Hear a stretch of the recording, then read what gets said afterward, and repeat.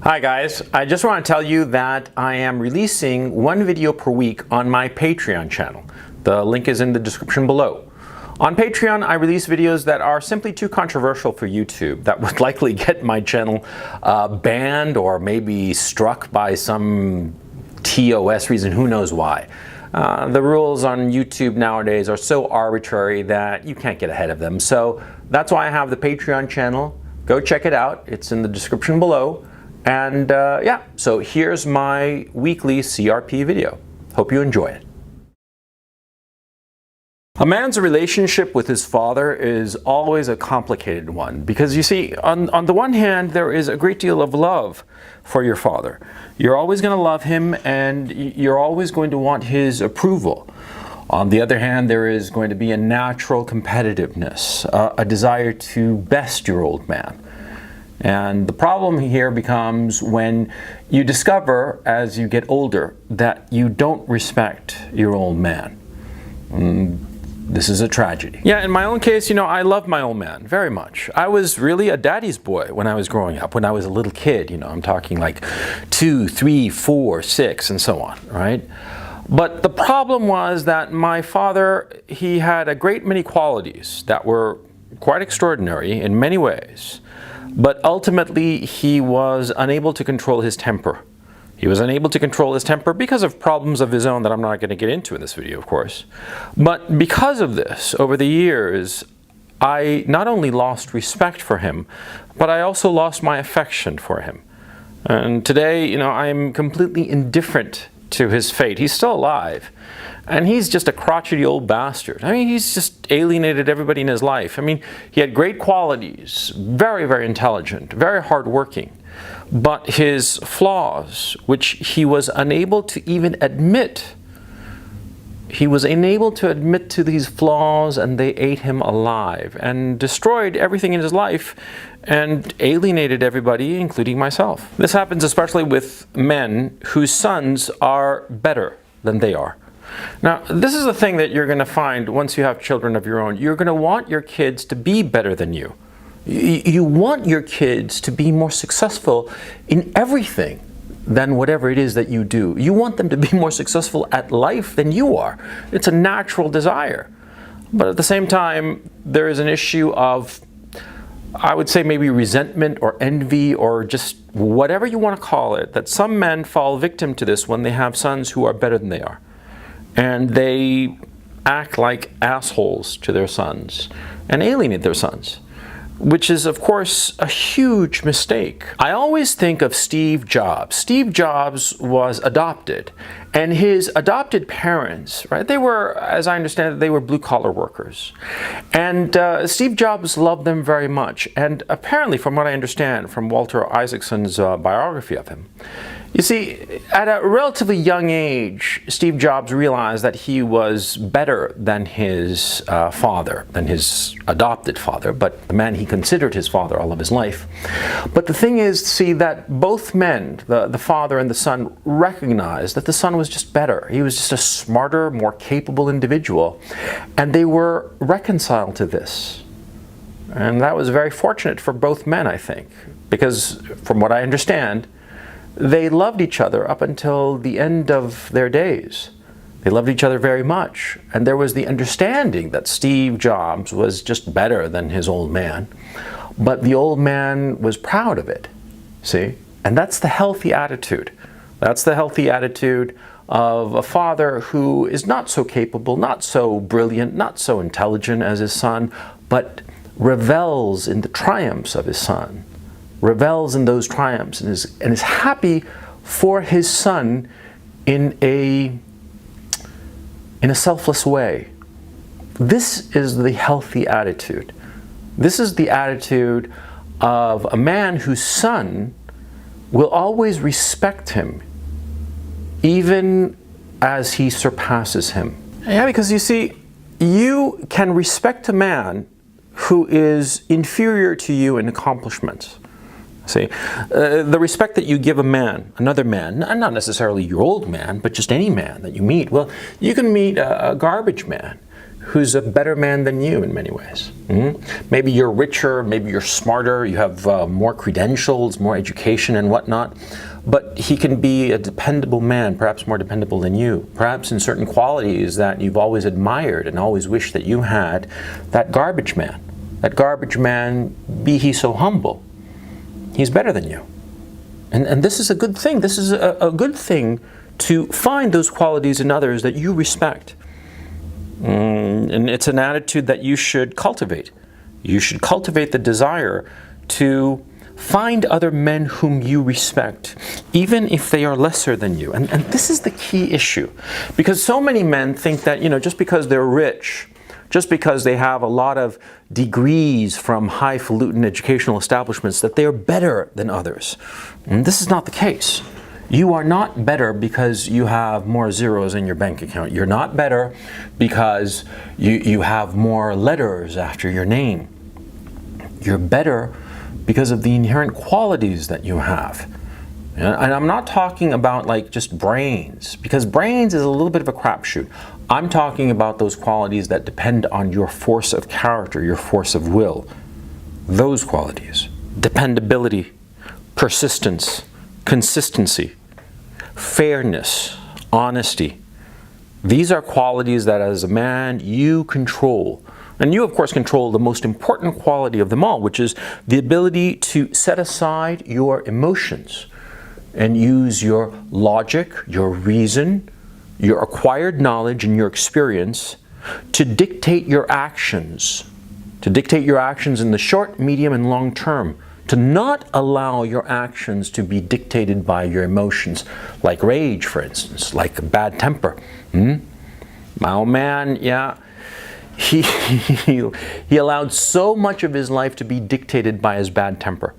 He did so many things that were a product of his rage, of his bad temper, instead of controlling it, reining it in. Because he could have controlled it. And point of fact, I saw often he would control it when he realized that he couldn't get away with losing his temper and having like a complete meltdown. Yeah, he knew that there were times that if he did that, it would be worse for him, And so I knew for a fact that he could control it, but he didn't control it consistently. On the contrary, he would control his temper on exceptional opportunities when he knew for a fact that allowing his temper to just blossom and go out of control would destroy his situation, right? In every other case, though, he would let it just run riot, dictating his actions.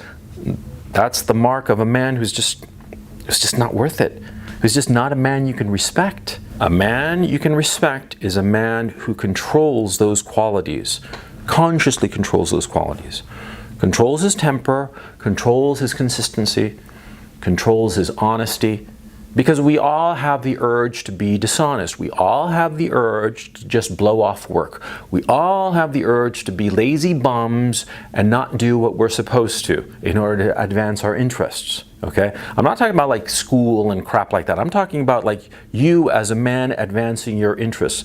Do you think that, in my own case, right? Do you think that a lot of times I don't feel like not doing videos? Do you think that sometimes I feel like not going to work because I have a regular job, right? And I have a regular job and I have to go there. I have to go there bright and early and take calls and make calls and have meetings and, supervise presentations and shit like that, right? Do you think that sometimes I don't feel like doing that? Huh? Of course I do. Lots of times I'd like to just blow off work, watch TV, surf the internet, yeah? But I control that impulse. I control that impulse and I'm consistent in my work. And I control my impulse to do things that are a little bit low, but it's not out of being a low person, it's just out of like laziness. And, we know, I know, we all know it. We all know how guys are, right?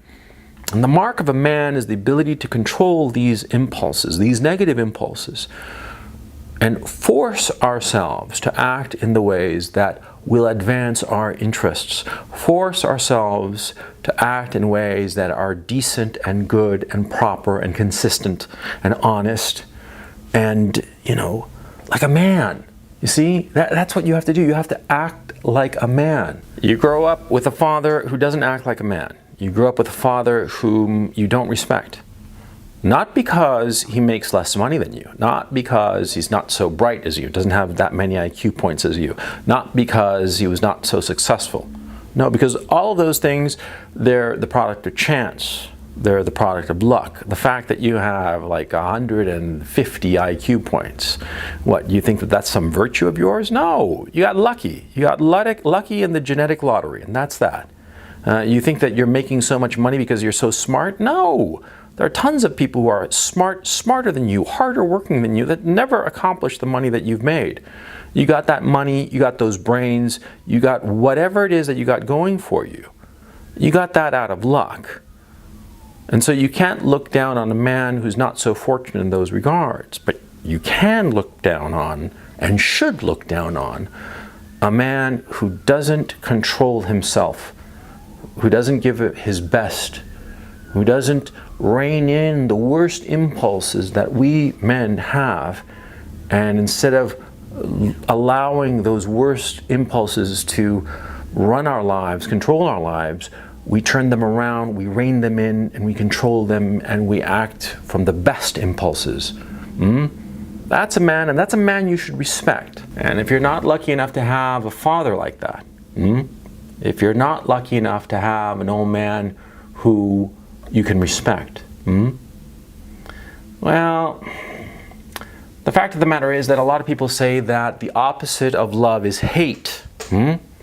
And if you loved your old man, as we all do, you know, we're all boys, and we all loved our old man when we were little.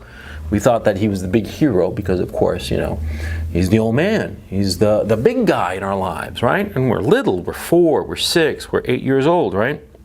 And as we grow older, we start thinking, well, maybe he's not so smart, and we have our little adolescent phase. But once you've gone past that, and once you like really look at your old man, and once you realize that he's not a man to respect, a lot of guys fall into the temptation to hate their old man. And this too is a mistake. See, in my own case, for a while I did hate my old man.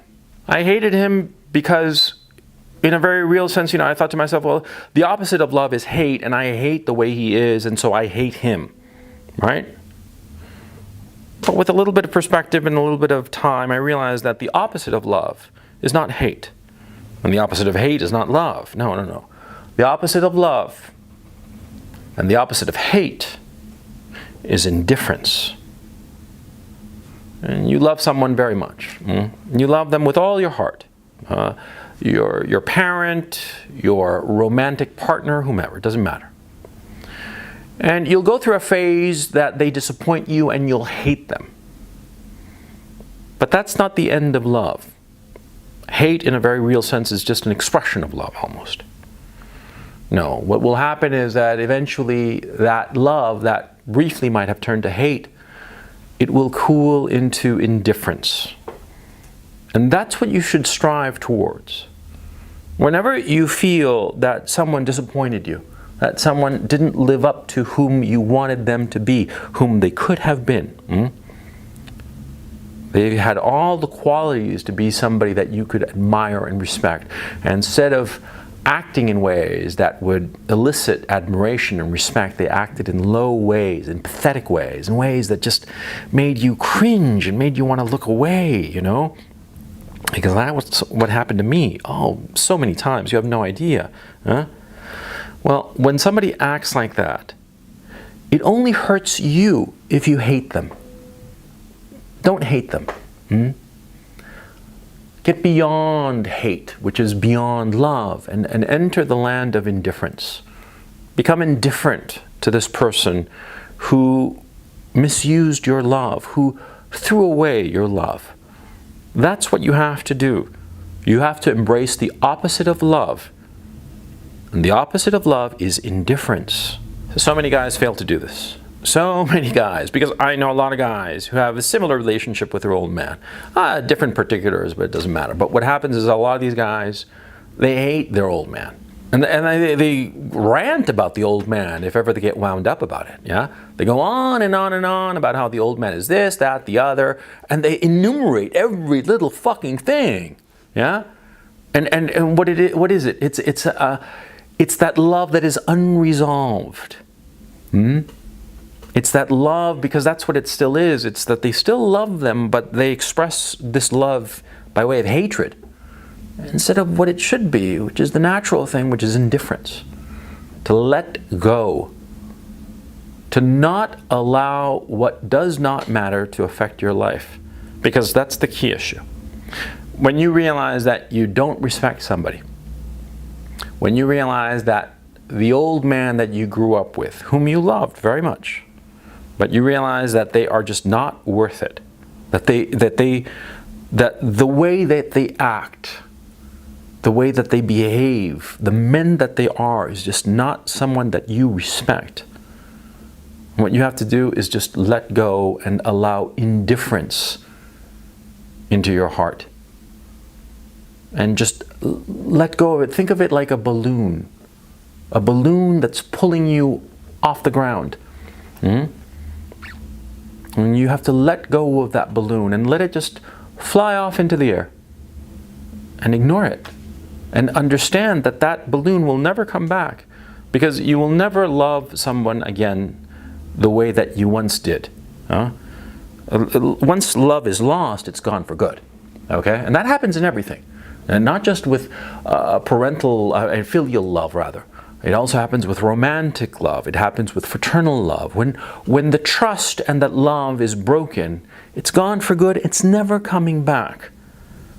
Now you holding on to it and trying to, hold on to it, it's pointless. It will serve no purpose, and it will only cause you misery.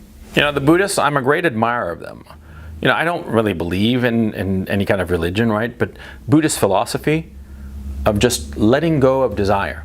It's a powerful philosophy. And in this case, it's the healthy philosophy. When you realize that you simply do not respect your father, when you realize that it's not that you are better than him, which is a natural and good thing to be, by the way. It's not that you are simply better than him. No. He is a low man. He is a man that you don't respect. You have to let go. Let go of all that love, and also that hatred, all that sadness, all that bitterness. You just have to let it go. And it's very difficult to do so, and it takes a long time. It takes many, many years. I speak from experience in this regard. You have to just let it go and let the balloon float away. I hope I've made some sense to you. I hope you understand what I'm trying to tell you here. See, remember, and to emphasize the point, you see, you want to be better than your old man. You want to. It's something to strive for. And when you have sons of your own, you want your sons to be better than you, smarter than you, more capable than you. You want them to be naturally better than you, and you want to give them the tools to be better than you. Recently, I took my children, they're 4 and 6, I took them skiing for the first time. And I took them skiing, and they took a bunch of lessons and all the rest of it, and in no time at all, they were skiing pretty well. I mean, I was really surprised. But of course, small children pick it up really quick. But they were skiing parallel, they were just skiing beautifully. And I thought to myself, if we keep it up, just, one short trip every year skiing, in 5 years, on the outside, 10 years, they're going to be skiing rings around me. I've been skiing for 35 years. And the knowledge that in short order, my kids are going to be much, much better skiers than I could ever hope to be, that filled me with happiness. That's the key issue. A healthy relationship between a father and a son is where the father not only wants the kid to be better, but is happy when he sees the result, when he sees the kid succeeding far beyond anything that the father could ever do. That is a normal and healthy thing. And if you have a father who is more modest than you in accomplishments, but you see his face light up when you tell him about the successes you've had, the test that went well, the business deal that you pulled off or whatnot, the new position you got, and he's genuinely happy for you, and you can see it in his eyes, how thrilled he is, then you know that you've got the right father. Yeah. Then you know you've got a man that you can respect. because he wants your good. But a man who puts you down, a man who puts you down and belittles you, especially when you succeed, especially when you show little inklings of being better, a man who is essentially resentful of you, resentful of you and doesn't like the fact that you as his kid are better than he is, that's a man that you want to stay away from. Get away from him and learn indifference to him, because that man unfortunately will only bring you down. Take it from me, because I know what I'm talking about here. Take it easy.